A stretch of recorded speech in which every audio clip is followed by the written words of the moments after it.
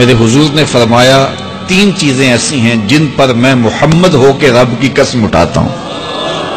ان میں سے پہلی بات یہ ہے کہ میں قسم کرتا ہوں کہ صدقے سے مال کم نہیں ہوتا. اور دوسری بات، اگر کسی نے کسی پہ زیادتی کی اور اس نے کہا جا میں نے معاف کر دیا، تو حضور فرماتے ہیں میں قسم دیتا ہوں اس کی عزت کم نہیں ہوگی.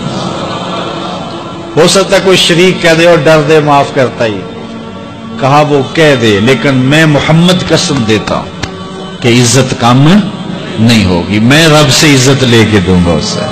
اللہ اکبر.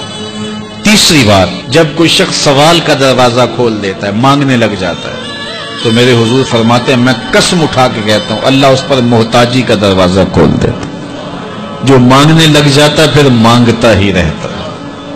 ہم نے دیکھا کچھ لوگ بچپن سے مانگتے ہیں، بڑھاپے تک مانگتے رہتے ہیں، ان کی کبھی ضرورت پوری نہیں ہوئی. یہ قرض مانگنے کی عادت جس کو پڑ جائے تو وہ بھی ساری زندگی قرض ہی مانگتا رہتا ہے، ہر وقت مقروض.